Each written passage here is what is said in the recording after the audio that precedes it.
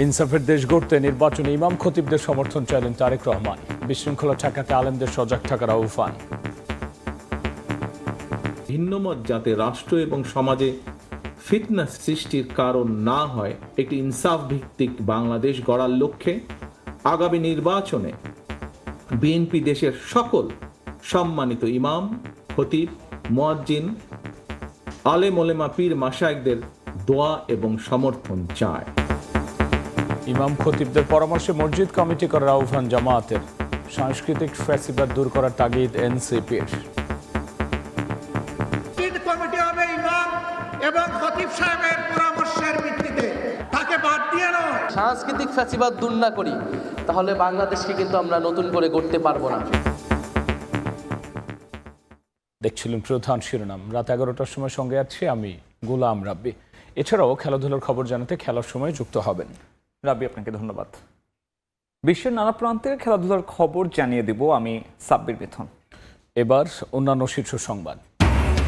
রাজনৈতিক দল অংশীজনের সঙ্গে আলোচনা করতে ঢাকায় কমনওয়েলথ মহাসচিব। সফরের তৃতীয় দিনে বিএনপি, জামাত, এনসিপির সঙ্গে বৈঠক। ফেব্রুয়ারিতে ভোট নিয়ে সংশয় নেই কোনো দলের। নির্বাচনে সরকার ও ইসিকে সহযোগিতা করবে সেনাবাহিনী। আইন শৃঙ্খলা বিবেচনায় দেশকে 3 ভাগ করেছে কমিশন। পরিস্থিতি অবনতির সংখ্যা দেখছে না সরকার। রায় জানিয়ে শেখ হাসিনাকে ফেরত চেয়ে দিল্লিকে চিঠি দিল ঢাকা, জানালেন পররাষ্ট্র উপদেষ্টা। ক্ষমতাচ্যুত প্রধানমন্ত্রীর প্লট জালিয়াতি মামলার রায় বৃহস্পতিবার। আইন সবার জন্য সমান, সেনা কর্মকর্তাদের ভার্চুয়ালি হাজিরের আবেদনের জবাবে ট্রাইব্যুনাল। গুমের তদন্তে জিয়াউল হাসানের ভয়ঙ্কর অপরাধ পাওয়ার দাবি প্রসিকিউশনের। এবং মোবাইল ব্যাংকিংয়ে প্রতারণার ফাঁদ, অর্থ হাতাচ্ছে দেশি বিদেশি চক্র। অনলাইন জুয়ায় বছরে পাচার 5,000 কোটি টাকা। সন্দেহজনক লেনদেনের তালিকা করার নির্দেশ।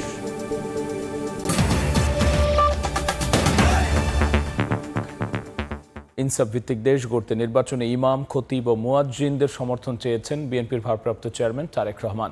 বিকেলে রাজধানী চীন মৈত্রী সম্মেলন কেন্দ্রের সম্মিলিত ইমাম খতিব জাতীয় সম্মেলনে তিনি আরও বলেছেন, হীন স্বার্থে ধর্মীয় ব্যাখ্যায় তৈরি হচ্ছে বিশৃঙ্খলা। ফিতনা ফ্যাসাদ ঠেকাতে সতর্ক থাকতে হবে আলেমদের। এ সময় স্বপ্নের বাংলাদেশ গড়তে সাংস্কৃতিক ফ্যাসিবাদ দূর করায় জোর দেন এনসিপি আহ্বায়ক নাহিদ ইসলাম। রাষ্ট্র পরিচালনায় ইসলামী শরিয়ার সর্বোচ্চ গুরুত্ব।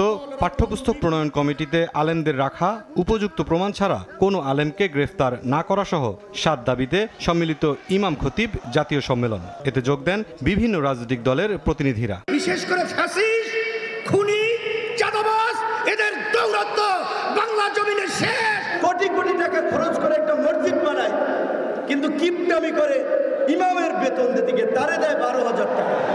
এনসিপি আহ্বায়ক বলেন, সাংস্কৃতিক ফ্যাসিবাদ দূর করতে না পারলে স্বপ্নের বাংলাদেশ গড়া সম্ভব নয়। এটাই আওয়ামী লীগের ফ্যাসিবাদের ভিত্তি ছিল, যে ইসলামকে কোনোভাবেই তারা এই দেশে ইসলামী স্পিরিটকে তারা দাঁড় হতে দেবে না। এবং তার সাথে যুক্ত হয়েছিল প্রতিবেশী রাষ্ট্রের দালালি। সাংস্কৃতিক ফ্যাসিবাদ দূর না করি তাহলে বাংলাদেশকে কিন্তু আমরা নতুন করে গড়তে পারবো না। রাজনৈতিক হস্তক্ষেপ বন্ধে ইমাম খতিবদের পরামর্শে মসজিদে কমিটি গঠনের আহ্বান জানান জামায়াত আমির। মসজিদ কমিটি হবে ইমাম এবং খতিব সাহেবের পরামর্শের ভিত্তিতে। এই কমিটির প্রাণ পুরুষ হবেন খতিব কিংবা ইমাম। তাকে বাদ দিয়ে নয়, তাকে সহযোগিতা করার জন্য এই কমিটি হবে। ভার্চুয়ালি যুক্ত হয়ে বিএনপি ভারপ্রাপ্ত চেয়ারম্যান বলেন, হীন রাজনৈতিক স্বার্থে ধর্মীয় ব্যাখ্যায় তৈরি হচ্ছে বিশৃঙ্খলা। এই অবস্থায় ফিতনা ফ্যাসাদ ঠেকাতে আলেমদের সতর্ক থাকার আহ্বান জানান তারেক রহমান। হীন দলীয় রাজনৈতিক স্বার্থে ধর্মীয় বিধানের উদ্দেশ্যমূলক ব্যাখ্যা কখনো কখনো সমাজে অস্থিরতা সৃষ্টির কারণ হয়ে ওঠে। ভিন্নমত যাতে রাষ্ট্র এবং সমাজে ফিতনা সৃষ্টির কারণ না হয়, এ বিষয়ে নিশ্চিত করতে নেতৃস্থানীয় ওলেমা, মাশায়েখ, ইমাম, খতিবগণ যোগ্য উল্লেখযোগ্য ভূমিকা রাখতে পারেন। একটি ইনসাফ ভিত্তিক বাংলাদেশ গড়ার লক্ষ্যে আগামী নির্বাচনে বিএনপি দেশের সকল সম্মানিত ইমাম, খতিব, মুয়াজ্জিন, আলেম ওলেমা, পীর মাশায়েখদের দোয়া এবং সমর্থন চায়। ইমামদের বিতর্কের ঊর্ধ্বে রাখতে দুনিয়ার কোনো কার্যক্রমকে মসজিদে ঠাঁই না দেওয়ার আহ্বান জানান বিএনপির স্থায়ী কমিটির সদস্য সালাউদ্দিন আহমদ। আমরা যেন মসজিদকে, ইমামদেরকে, খতিবদেরকে বিতর্কের ঊর্ধ্বে রাখি। মুরসালিন হক জুনায়েদ, সময় সংবাদ, ঢাকা। নির্বাচন সামনে রেখে রাজনৈতিক দল ও অংশীজনের সঙ্গে আলোচনা করতে 5 দিনের সফরে ঢাকায় কমনওয়েলথ মহাসচিব শার্লি বোচোয়। সফরের তৃতীয় দিনে বৈঠক করেন বিএনপি, জামাত ও এনসিপির সঙ্গে। বৈঠক শেষে বিএনপি বলছে সংঘাত নয়, সহনশীলতার রাজনীতি চায় জনগণ। জামাত বলছে ভাগ বাটোয়ার রাজনীতিতে বিশ্বাস নেই তাদের। আর এনসিপি বলছে সাজানো নির্বাচনের পরিকল্পনা মেনে নেওয়া হবে না। জাতীয় নির্বাচন সামনে রেখে প্রথমবার বাংলাদেশ সফরে কমনওয়েলথ মহাসচিব। 5 দিনের সফরে গত বৃহস্পতিবার ঢাকায় আসেন তিনি। গত 2 দিনও বিভিন্ন রাজনৈতিক দল এবং অংশীজনদের সঙ্গে বৈঠক করেন শার্লি বোচোয়। সফরের তৃতীয় দিনে বিএনপি, জামাত এবং এনসিপির নেতাদের সঙ্গে বৈঠক করেন কমনওয়েলথ মহাসচিব। রোববার দুপুরে হোটেল ইন্টারকন্টিনেন্টালে আলাদা আলাদা বৈঠকে নির্বাচন, গণভোট সহ নানা ইস্যুতে আলোচনা হয়। বৈঠক শেষে বিএনপির স্থায়ী কমিটির সদস্য আমির খসরু মাহমুদ চৌধুরী জানান, ফেব্রুয়ারিতে নির্বাচন নিয়ে কোনো শঙ্কা দেখছেন না তারা। বলেন সংঘাত নয়, সহনশীলতার রাজনীতি চায় জনগণ। বাংলাদেশের মানুষ একটা স্থিতিশীলতা চায়, জেনোসাইড চায় না কেউ। তারা চায় সহনশীল একটা রাজনীতি। তারা চায় একে অপরের প্রতি সম্মানবোধ রেখে গণতান্ত্রিক কর্মকাণ্ড করবে। যারা জেনোসাইড দেখবে, তারা দেখছে, তারা কি চাই তারা বলতে পারবে। নির্বাচনের দিনে গণভোট আয়োজন নিয়ে শঙ্কা প্রকাশ করে জামায়াতের সেক্রেটারি জেনারেল মিয়া গোলাম পরোয়ার বলেন, নির্বাচনে এখনো লেভেল প্লেইং ফিল্ড তৈরি হয়নি। আরও বলেন, ভাগ বাটোয়ারার রাজনীতি চান না তারা। ফলাফল একটা দিকে ঠেলে দেওয়ার একটা আমলাতান্ত্রিক প্রস্তুতি কিন্তু ব্যাকডোরে চলছে। যদি কোনো অপশক্তি ভোট কেটে আগে 14, 18, 24-এর মতো করতে চায়, জনগণ সেটা প্রতিরোধ করবে। ভাগ বাটোয়ারার প্রশ্নটা তো আমাদের সাথে কোনো প্রাসঙ্গিক বিষয়, ওই রাজনীতি জামাত ইসলামী কখনো করে না। নির্বাচনে লেভেল প্লেইং ফিল্ড নিয়ে প্রশ্ন তোলেন এনসিপির আহ্বায়ক নাহিদ ইসলামও। বলেন, সাজানো নির্বাচনের পরিকল্পনা মেনে নেওয়া হবে না। পুলিশের যে সংস্কার, সেই যথাযথ সংস্কারটি তো আসলে হয়নি। যাতে নির্বাচনে কোনো প্রভাব না ফেলে সেটার জন্য সরকারকে আশ্বস্ত করতে হবে। নির্বাচনের জন্য যে লেভেল প্লেইং ফিল্ড সেটি নিশ্চিত করতে হবে। নির্বাচনে কারিগরি সহায়তা দেওয়ার কথা জানিয়েছে কমনওয়েলথ। এছাড়া সবার ভোটাধিকার নিশ্চিতকরণ, দলগুলোর দায়িত্ব এবং আইন শৃঙ্খলা বাহিনীর প্রস্তুতি নিয়েও বিস্তর আলোচনা হয়েছে। আল আমিন তুষার, সময় সংবাদ, ঢাকা। আইন শৃঙ্খলা পরিস্থিতি বিবেচনায় দেশকে রেড, ইয়েলো, গ্রিন এই 3 জোনে ভাগ করা হচ্ছে বলে জানিয়েছে নির্বাচন কমিশন। আর সে অনুযায়ী নিয়ন্ত্রণ করা হবে দেশের নিরাপত্তা ব্যবস্থা। সিইসির সঙ্গে কমনওয়েলথ মহাসচিবের বৈঠকে নির্বাচন কমিশনের প্রস্তুতি, অগ্রগতি, প্রবাসীদের ভোট প্রক্রিয়া সহ একাধিক বিষয় তুলে ধরা হয়েছে বলে জানান ইসি সচিব আখতার আহমেদ। একই দিনে গণভোট আয়োজন ইসির বাড়তি দায়িত্ব বলে মনে করে কমনওয়েলথ, তবে এখনও পর্যবেক্ষক দলের সংখ্যা বা পাঠানোর সময় জানায়নি সংস্থাটি। ইসি সচিব আরও জানান, নির্বাচনের সব ধরনের সহযোগিতার ব্যাপারে আশ্বস্ত করেছে কমনওয়েলথ।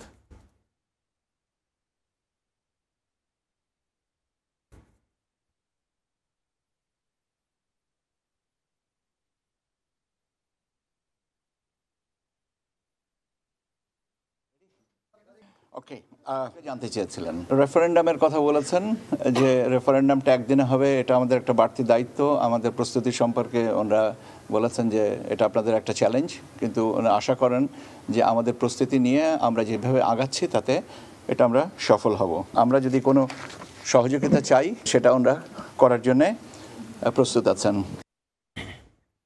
নির্বাচন ঘিরে আইনশৃঙ্খলা পরিস্থিতি অবনতি হওয়ার কোনো শঙ্কা নেই বলে মন্তব্য করেছেন স্বরাষ্ট্র উপদেষ্টা। সচিবালয় আইনশৃঙ্খলা সংক্রান্ত কোর কমিটির বৈঠক শেষে তিনি আরও বলেন, নির্বাচনের আগে ব্যক্তিগত অস্ত্র জমা দেওয়ার নির্দেশ দেওয়া হয়েছে। নির্বাচনের আগে আইন শৃঙ্খলা পরিস্থিতি ডেটোরেট করার কোনো সম্ভাবনা নেই। আস্তে আপনি দেখতেছেন আইন শৃঙ্খলা পরিস্থিতি আস্তে আস্তে উন্নতির দিকে যাচ্ছে। কিন্তু একটা জিনিস হলো যে নির্বাচন যতই ঘনে আসবে, সেই সময় ধরেন যে বিভিন্ন পার্টির ভিতরে মানে ধরেন প্রশাসন এগুলি সংখ্যা বেড়ে যাবে।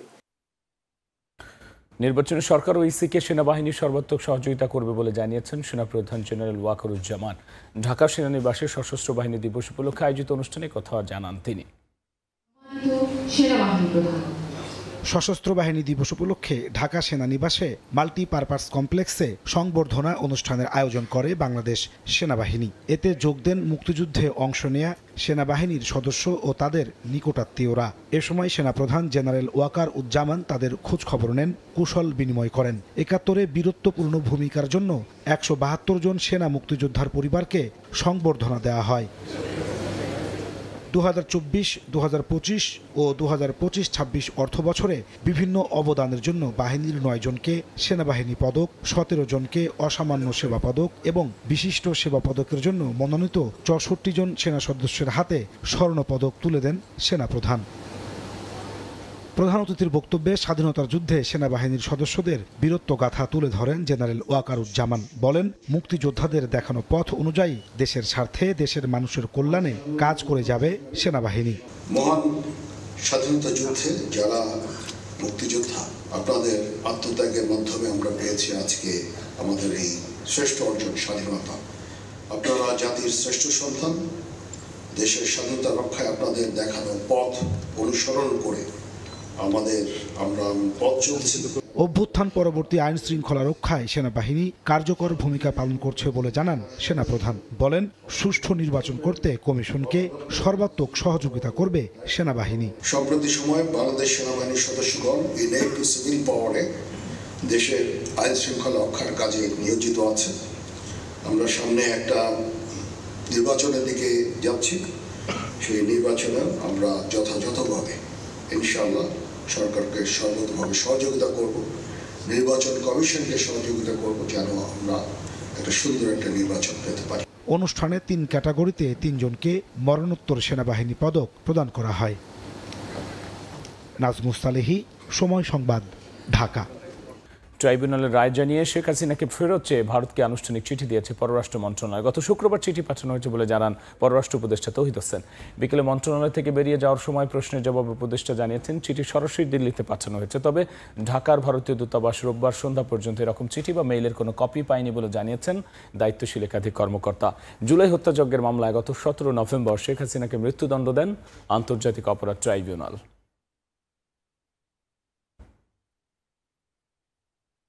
শেখ হাসিনার বিরুদ্ধে প্লট জালিয়াতি মামলার রায় বৃহস্পতিবার। দুদকের আইনজীবীরা জানান, দোষী সাব্যস্ত হলে শেখ হাসিনার সর্বোচ্চ শাস্তি যাবজ্জীবন কারাদণ্ড হতে পারে। এদিকে দুদক চেয়ারম্যান স্বীকার করেন, আওয়ামী লীগ সরকারের সময় দুদকের তদন্তে শেখ হাসিনা কৃষি সম্পত্তি নিয়ে অসঙ্গতির প্রমাণ মিললেও ব্যবস্থা নিতে পারেনি সংস্থাটি।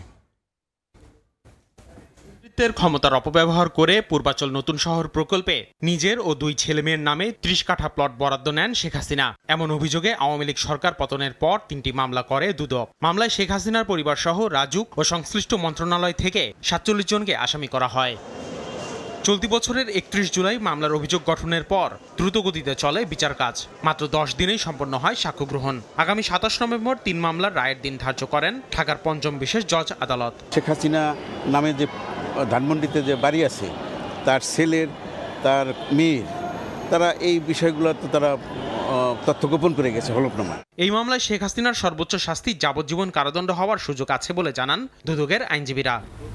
এদিকে রোববার সকালে সিলেটে এক অনুষ্ঠানে দুদক চেয়ারম্যান ডক্টর মোহাম্মদ আব্দুল মোমেন জানান, 2008 সালে শেখ হাসিনার কৃষি সম্পত্তি ছিল 5.21 একর। তবে দুদকের অনুসন্ধানে মেলে 29 একর। শেখ হাসিনার শাসনামলে দুদক তদন্ত করে এই তথ্য বের করলেও নানা সীমাবদ্ধতায় ব্যবস্থা নিতে পারেনি বলে স্বীকার করেন দুদক চেয়ারম্যান। 2008 সালের নির্বাচনে আমাদের সাবেক প্রধানমন্ত্রী, যিনি দেশ ছেড়ে পালিয়ে গেছেন, তিনি যে সম্পদ বিবরণী দাখিল করেন, তাতে শুধু একটা উদাহরণ দেই, তাতে কৃষি সম্পত্তির পরিমাণ তিনি সেখানে দেখিয়েছেন 5.21 একর। আর আমরা যখন অনুসন্ধান করতে যাই, আমরা পেয়ে যাই 29 একর। শুরুতেই তো আপনার সেই নমিনেশনটা বাতিল হওয়ার কথা ছিল। শুরুতেই যদি আমরা হাত দিতে পারতাম, আমরা দুদক এই কাজটা করেছিল, কিন্তু শেষ পর্যন্ত এটা বাস্তবায়ন করতে পারেনি। নির্বাচনী হলফনামায় দেশি সম্পদের পাশাপাশি সম্পদের হিসাব বিবরণীও প্রার্থীদের দিতে হবে বলে জানান দুদক চেয়ারম্যান। বৈদেশিক উৎস থেকে কত আয় সেটা আপনাদের বলতে হবে। আসিফ মোহাম্মদ সিয়াম, সময় সংবাদ, ঢাকা। আইন সবার জন্য সমান। সাবেক প্রধান বিচারপতি, আপিল বিভাগের বিচারপতি এবং মন্ত্রীদের নিয়মিত কোর্টে হাজিরা দিতে হচ্ছে। সেনা কর্মকর্তাদের ভার্চুয়াল হাজিরা সুবিধা চেয়ে করা আবেদন প্রসঙ্গে কথা বলেছেন ট্রাইব্যুনাল চেয়ারম্যান। এদিন গুমের মামলার শেখ হাসিনা সহ পলাতক আসামিদের পক্ষে আইনজীবী নিয়োগ দেন ট্রাইব্যুনাল। আর সাবেক বর্তমান 25 সেনা কর্মকর্তা সহ 30 জনের বিরুদ্ধে অভিযোগ গঠনের শুনানির দিন ধার্য করা হয়েছে 3 ও 7 ডিসেম্বর। 1 মাস পর আবারও একই প্রক্রিয়ায় ট্রাইব্যুনালে হাজির করা হয় সাবেক ও বর্তমান 13 সেনা কর্মকর্তাকে। গুমের 2 মামলায় রোববার সকাল 11টার দিকে তাদেরকে নেওয়া হয় কাঠগড়ায়। এদিন সেনা সদরে অবস্থিত সাব জেলে থেকে ভার্চুয়ালি হাজিরার সুবিধা চেয়ে আবেদন করেন সেনা কর্মকর্তাদের আইনজীবীরা। এ সময় ট্রাইব্যুনাল বলেন, সাবেক প্রধান বিচারপতি, মন্ত্রীরা সশরীরে আদালতে হাজিরা দিচ্ছেন, আইন সবার জন্য সমান বিষয়টি মনে করিয়ে দেন ট্রাইব্যুনালের চেয়ারম্যান। এই যে ভার্চুয়াল কোর্টের বিষয়টা, এইটা আইনসঙ্গতভাবে কীভাবে আমরা 46A তে প্রযুক্তি আইনে 2020 সালে আমরা সুন্দরভাবে করে করব। আদালত কমেন্ট করেছেন যে আইন সবার জন্যই সমানভাবে প্রযোজ্য হবে।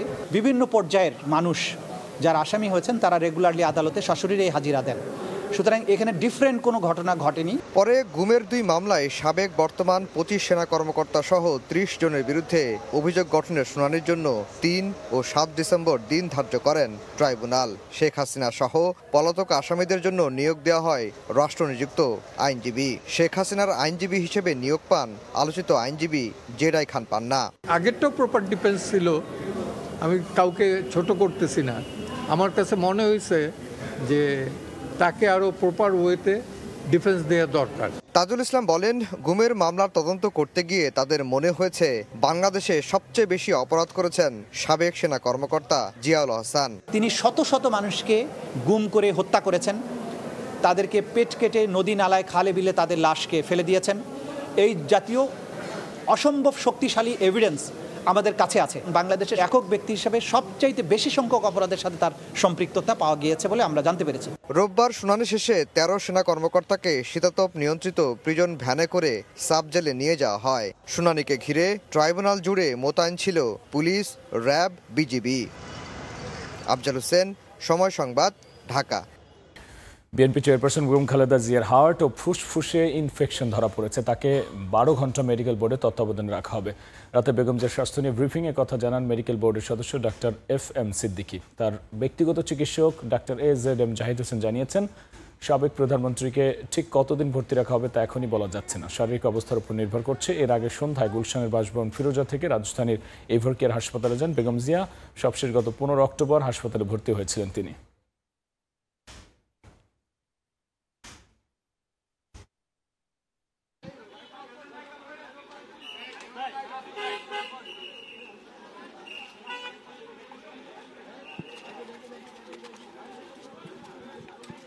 একসাথে হার্ট এবং ফুসফুস দুটোই অ্যাট এ টাইম আক্রান্ত হওয়াতে ওনার খুব রেসপিরেটরি ডিস্ট্রেস হচ্ছিল এবং এখানে আমরা খুব দ্রুত ওনাকে নিয়ে এসেছি। নেক্সট 24 আওয়ার্সের মধ্যে আরও কিছু রিপোর্ট আসবে। উনি আমাদের নিবিড় পর্যবেক্ষণে আছেন। আশা করছি যে পরীক্ষা নিরীক্ষার পরবর্তীতে ওনার শারীরিক অবস্থার উন্নতির উপর ভিত্তি করে আমরা সিদ্ধান্ত নেওয়া যাবে, মেডিকেল বোর্ড সিদ্ধান্ত নেবে কবে নাগাদ ওনাকে হাসপাতাল থেকে বাসায় নিয়ে যাওয়া যাবে। সফররত ভুটানের প্রধানমন্ত্রী শেরিং তোবগের সঙ্গে সাক্ষাৎ করেছেন বিএনপি, জামাত ও এনসিপির শীর্ষ নেতারা। এর আগে বৈঠক করেন রাষ্ট্রপতি মোহাম্মদ শাহাবুদ্দিনের সঙ্গে। জাতীয় সংসদ নির্বাচন করা নাড়ছে দরজায়। এর মাঝেই প্রতিবেশী দেশ ভুটানের প্রধানমন্ত্রীর ঢাকা সফর, যা আঞ্চলিক কূটনীতিতে দিচ্ছে ইতিবাচক বার্তা। রোববার সফরের দ্বিতীয় দিনে শেরিং তোবগে ব্যস্ত ছিলেন দেশের প্রধান রাজনৈতিক দলের শীর্ষ নেতাদের সঙ্গে সাক্ষাতে। এদিন রাতে ভুটানের প্রধানমন্ত্রীর সঙ্গে সাক্ষাৎ করেন বিএনপি মহাসচিব মির্জা ফখরুল ইসলাম আলমগীরের নেতৃত্বে একটি প্রতিনিধি দল।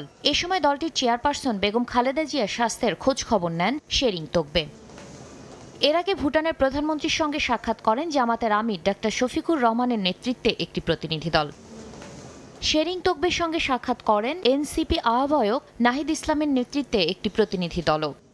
এর আগে দুপুরে বঙ্গভবনে রাষ্ট্রপতি মোহাম্মদ শাহাবুদ্দিনের সঙ্গে সৌজন্য সাক্ষাৎ করেন ভুটানের প্রধানমন্ত্রী। ক্রেডেনশিয়াল হলে আনুষ্ঠানিক আলোচনায় দুদেশের শীর্ষ নেতা বন্ধুত্বপূর্ণ সম্পর্ককে ব্যবসা, বাণিজ্য, জলবিদ্যুৎ, শিক্ষা ও স্বাস্থ্য খাতে আরও জোরদারের প্রত্যাশা জানান। 3 দিনের রাষ্ট্রীয় সফর শেষে 24 নভেম্বর ঢাকা ছাড়বেন ভুটানের প্রধানমন্ত্রী। শাতিলা শারমিন, সময় সংবাদ, ঢাকা। সাইবার ক্রাইমের 60 থেকে 70% আর্থিক প্রতারণা। মোবাইল ফিনান্সিয়াল সার্ভিস MFS এ বছরে 5,000 কোটি টাকারও বেশি অর্থ পাচার হয় অনলাইন বেটিংয়ে। দেশ বিদেশে থাকা প্রতারকরা ধরাছোঁয়ার বাইরে থাকলেও টার্গেটে সাধারণ মানুষ। এমন অবস্থায় ডিজিটাল ব্যাংকিংয়ের জন্য আবেদন করা ব্যাংকগুলোর প্রযুক্তিগত নিরাপত্তা সক্ষমতা বাড়ানো, অনলাইন বেটিং বন্ধ, সন্দেহজনক লেনদেনের তালিকা করার নির্দেশ কেন্দ্রীয় ব্যাংকের। সালিয়া সুলতানা রিপোর্ট। দেখে মনে হবে সাধারণ কোনো বাক্স, ভেতরে ফাঁপা, সারি ধরে সাজানো অনেকগুলো চেম্বার। তবে এই জাদুর বাক্স যে কোনো কম্পিউটার মনিটরের সাথে সংযোগে একই সাথে 200-র বেশি সিম সংযোগ তৈরি করতে সক্ষম। দেশের বিভিন্ন মোবাইল অপারেটরের এসব সিম মিডলম্যানের মতো ব্যবহার করা হয় মিশর থেকে। সোনালী তরঙ্গে আর্থিক আদান প্রদানের শেষ গন্তব্য বেশিরভাগই চীন। সুনির্দিষ্ট কোনো সংখ্যা না পাওয়া গেলেও বাংলাদেশ ব্যাংকের হিসেবে বছরে অন্তত 5,000 কোটি টাকার বেশি অর্থ পাচার হয় অনলাইন বেটিংয়ে। গোয়েন্দা সূত্রের মতে আর্থিক প্রতারণার 60 থেকে 70% হয় MFS বা মোবাইল ব্যাংকিংয়ের মাধ্যমে। 60 থেকে 70% ফাইন্যান্সিয়াল স্ক্যাম সংক্রান্ত অভিযোগগুলো আমাদের কাছে আসে। ব্যাংকের একটা গ্রাহকের টাকা নগদ বিকাশ বিভিন্ন অ্যাকাউন্টে চলে যাচ্ছে, তার সে কিছুই জানে না। বাংলাদেশ ব্যাংক সূত্র বলছে মোবাইল ব্যাংকিংয়ের হিসেব খোলার ক্ষেত্রে 2D ছবির ভেরিফিকেশন অনুপযুক্ত হলেও তা চলে আসছে দীর্ঘদিন। টাকা নগদায়ন করতে গ্রাহক কোন ব্যাংকের কার্ড ব্যবহার করেন এবং সে কার্ড কার নামে তা সুনির্দিষ্ট করতে পারে না অপারেটর। এছাড়া ক্যাশ ইন করতে পারেন যে কেউ। এমন অবস্থায় 13 MFS সেবাদাতাকে অনলাইনে অবৈধ অর্থ লেনদেন বন্ধের নির্দেশনা দিয়েছে কেন্দ্রীয় ব্যাংক। একই সাথে সন্দেহজনক লেনদেন হয় এমন হিসেবের তালিকা করার নির্দেশ কেন্দ্রীয় ব্যাংকের। আইটি বেসড ট্রানজ্যাকশন যেহেতু বেশি হবে, অতএব আইটিটা যাতে খুব সিকিউরড হয় এবং কস্ট ইফেক্টিভ হয়, যেহেতু ক্ষুদ্র ইনভেস্টর আর ডিপোজিটররা গ্রাহক থাকবে। এদিকে আইনশৃঙ্খলা রক্ষাকারী বাহিনী বলছে ব্যাংক ও কোম্পানিগুলোর অসহযোগিতা দ্রুত পদক্ষেপ নেওয়ায় অন্যতম বাধা হয়ে ওঠে। একজন অ্যাকাউন্ট হোল্ডার তার অ্যাকাউন্টটা খোলার পরে আরেকজনের কাছে যারা স্ক্যামের সাথে যদি তাদেরকে একটা নির্দিষ্ট টাকার বিনিময়ে বাড়ায় দিয়ে দিচ্ছে, তো সেটা ব্যাংকিং যারা কর্তৃপক্ষ আছে সে বিষয়ে ট্রানজ্যাকশনগুলো, বিশেষ করে যে এখানে ট্রানজ্যাকশনগুলো খুব ছোটো ছোটো ট্রানজ্যাকশন হয়, 5,000 10,000। ডিজিটাল ব্যাংকিং বা মোবাইল ব্যাংকিং জীবন অনেকটা সহজ করলেও এখন এটি মাথা ব্যথার কারণ। তার অন্যতম কারণ আর্থিক কেলেঙ্কারি। আইনশৃঙ্খলা কর্তৃপক্ষ বলছে মোবাইল অপারেটর কোম্পানির সিম কেনাবেচা আরও বেশি কঠোর হতে হবে যদি আমরা এই আর্থিক কেলেঙ্কারি কমাতে চাই। ঠিক একইভাবে সেসব সিম থেকে যখন কেউ ডিজিটাল ব্যাংকিং বা মোবাইল ব্যাংকিংয়ের জন্য সেবা নিতে যাবেন, সেক্ষেত্রে অবশ্যই তাকে ভেরিফিকেশনের আওতায় আনতে হবে। সেলিয়া সুলতানা, সময় সংবাদ, ঢাকা। 24 ঘন্টা ডেঙ্গুতে প্রাণ গেল আরও 8 জনের। একই সময় আক্রান্ত হয়ে হাসপাতালে ভর্তি হয়েছেন 778 জন। স্বাস্থ্য অধিদপ্তরের প্রেস বিজ্ঞপ্তিতে এই তথ্য জানানো হয়। এ নিয়ে চলতি বছর ডেঙ্গুতে মোট মৃত্যু হলো 364 জনের। আক্রান্তের সংখ্যা ছাড়িয়েছে 90,000। 24 ঘন্টায় সর্বোচ্চ মৃত্যু হয়েছে ময়মনসিংহ বিভাগে 3 জনের। ঢাকা দক্ষিণ সিটিতে মারা গেছেন 2 জন এবং বরিশাল, চট্টগ্রাম ও ঢাকা বিভাগে মারা গেছেন 1 জন করে। গত 24 ঘন্টায় ঢাকা উত্তর সিটিতে সর্বোচ্চ 129 জন এবং সিলেট বিভাগে সর্বনিম্ন 7 জন আক্রান্ত হয়েছেন।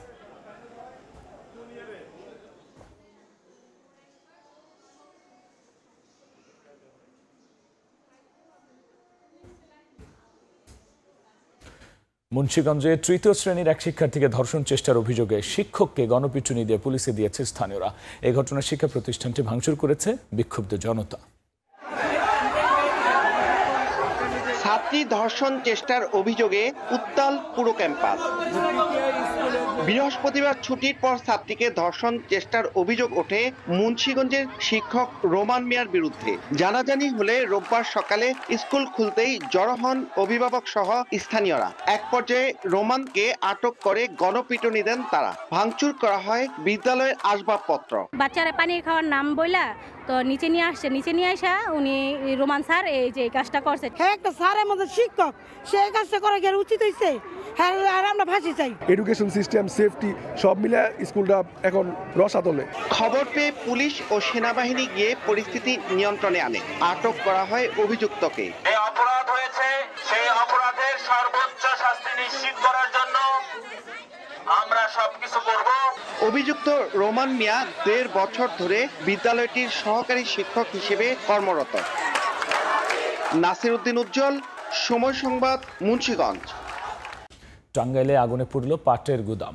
সন্ধ্যায় নাগরপুরের ভাদ্রা বাজার এলাকায় গুদামটিতে আগুন লাগলে নেভানোর কাজ শুরু করেন স্থানীয়রা। পরে যোগ দেয় ফায়ার সার্ভিসের 2টি ইউনিট। প্রায় 1 ঘন্টার চেষ্টায় নিয়ন্ত্রণে আসে আগুন, তবে পুড়ে ছাই হয়ে যায় মজুদ থাকা পাট।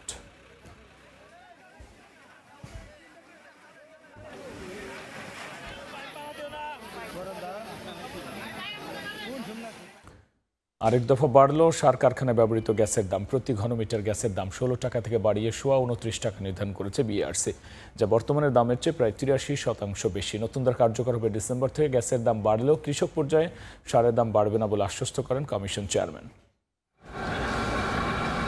সার কারখানায় ব্যবহৃত গ্যাসের দাম 150% বাড়ানোর আবেদনের ওপর গত 6 অক্টোবর অনুষ্ঠিত হয় গণশুনানি। অংশীজনদের যুক্তিতর্ক, তথ্য উপাত্ত পর্যালোচনা শেষে শুনানির 1.5 মাস পর রোববার নতুন দাম ঘোষণা করে Bangladesh energy regulatory commission BRC.